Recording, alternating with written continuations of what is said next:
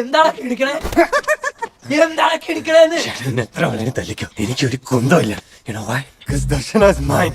And there's nothing you can do to change that, you sucker! ഒരു നരമ്പന്റെ കഥയാണ് guys ഞാൻ ഇന്ന് പറയുന്നത്. അപ്പൊ പടം തുടങ്ങുമ്പോ തന്നെ നമ്മുടെ നരമ്പൻ പെട്ടിയും കിടക്കയും എല്ലാം എടുത്ത് ചെന്നൈയിലേക്ക് പോകുന്നതോട് കൂടിയാണ് അണ്ണൻ അവിടെ ഒരു പെണ്ണുപെട്ടി കോഴ്സ് പഠിക്കാൻ പോവുകയാണ് ഗായ്സ്. പെണ്ണുങ്ങളെ എങ്ങനെ വളയ്ക്കാം, വശീകരിക്കാം, കൈക്കലാക്കാം, ഈ ഒരു കോഴ്സ് അണ്ണൻ അവിടെ പഠിക്കാൻ പോവുകയാണ്. അപ്പോണ്ട്രാ അവിടെ അണ്ണൻ അത് പഠിക്കാൻ ചെല്ലുന്ന സമയത്ത് കുറെ സീനിയേഴ്സ് അണ്ണനെ കുനിച്ചു നിർത്തും. കുനിച്ചു നിൽക്കുമ്പോണ്ട്രാ അവിടെ ഒരു പെണ്ണിന്റെ കുണ്ടി കണ്ടിട്ടാണെന്നറിയില്ല അണ്ണനത് കണ്ടി ഇഷ്ടപ്പെടും. അങ്ങനെ പെണ്ണിന്റെ കുണ്ടി തേടി അല്ലല്ല പെണ്ണിനെ തേടി അങ്ങനെ പോവുകയാണ് ഗായ്സ്. അവളുടെ കണ്ണ്, മുടി, അവളുടെ ചിരി, എനിക്ക് അവളുടെ പേരറിയണോ. അപ്പം ആ ചേച്ചി ഒരു പാട്ടങ്ങ് പാടും.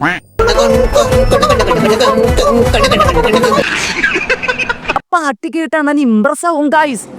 പിന്നെ ചേച്ചിയെ വളയ്ക്കാൻ അണ്ണൻ 2-3 ട്രിക്കൊക്കെ അങ്ങോട്ട് ഇറക്കും. You have a beautiful voice. Name?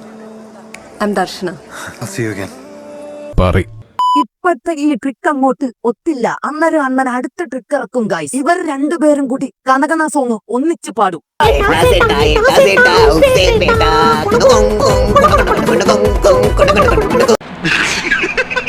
വന്നു കയറിയപ്പോ തന്നെ ഭയങ്കര ഷോ ആണല്ലോടാ. ഇത് പുഞ്ചിരിക്കുട്ടണ്ണൻ എപ്പോ നോക്കിയാലും ഇങ്ങനെ ചിരിച്ചുകൊണ്ടിരിക്കും.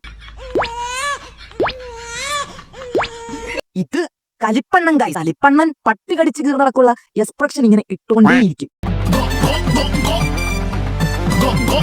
പിള്ളേർക്കിടയിൽ പട്ടി വിലയും. ഇഷ്ടഭാഗം മുന്നോട്ടേക്ക്. അപ്പൊ അവിടുത്തെ സീനിയേഴ്സ് എല്ലാരും കൂടെ വന്ന് അണ്ണനെ എടുത്തിട്ട് ചവിട്ടി കൂട്ടി മൂലക്കിടും. അണ്ണൻ ഡ്രസ്സൊക്കെ ഇട്ട് ഒരുങ്ങി വരും ഗായ്സ്. ഇടികൊണ്ട് തൂറുമ്പം ഒരുങ്ങി വരുന്നത് നിങ്ങൾ കണ്ടിട്ടുണ്ടോ? ഇപ്പൊ കണ്ടോ? നമ്മൾ ഏറ്റവും പേടിക്കുന്ന ഒരു കാര്യം അതിന്റെ എല്ലാ ശക്തിയോടും കൂടി നമ്മൾ ലൈഫിൽ നടന്നു പിന്നെ നമുക്ക് ഒന്നും ഒരു പ്രശ്നമല്ലാതെ ആ കോൺഫിഡൻസ് തന്ന പിന്നെ നമ്മൾ പൊളിയാ പാറി.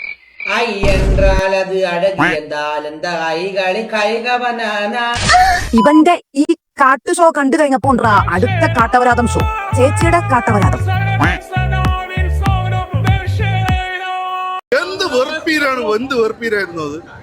അപ്പം ചേച്ചിക്ക് ഈ നരമ്പനെ ശരിക്കും അങ്ങ് പിടിക്കും. പിന്നെ ഇവരങ്ങ് സെറ്റ് ആവും ഗൈസ്. പിന്നെ ചേച്ചി മതില് ചാടി അണ്ണന്റെ കൂടെ ഒക്കെ ഇറങ്ങാനൊക്കെ പോവും. ആരാണ് സന്തോഷം ആഗ്രഹിക്കാത്തത്? അങ്ങനെ ബീച്ചിലൊക്കെ പോയി ഇവിടെ ചെല്ലുമ്പോ അണ്ണന് കിസ്സൊക്കെ കിട്ടും ഗൈസ്.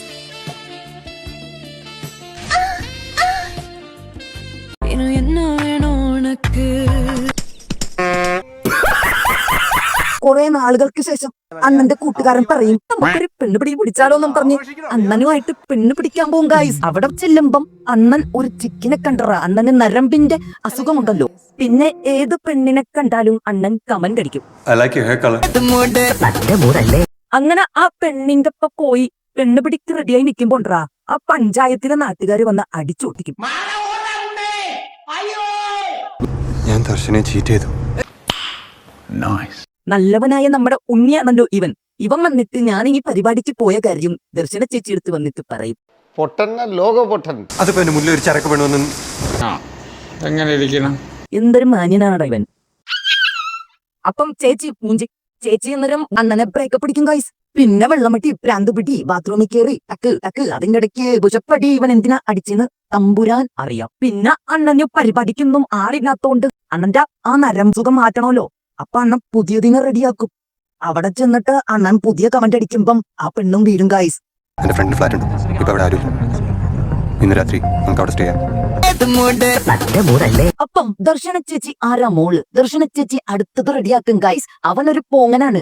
ഇവന് കുറെ പെണ്ണുപിടി ഉണ്ട് ഗായ്സ്. നീ എന്നെ തല്ലാൻ പാടില്ലായിരുന്നു. നാളെ തൊട്ട് ആ ക്യാമ്പസിൽ നിന്നെ പറ്റി കേൾക്കാൻ പോകുന്നത് എന്താണെന്ന് നീ കണ്ടോ?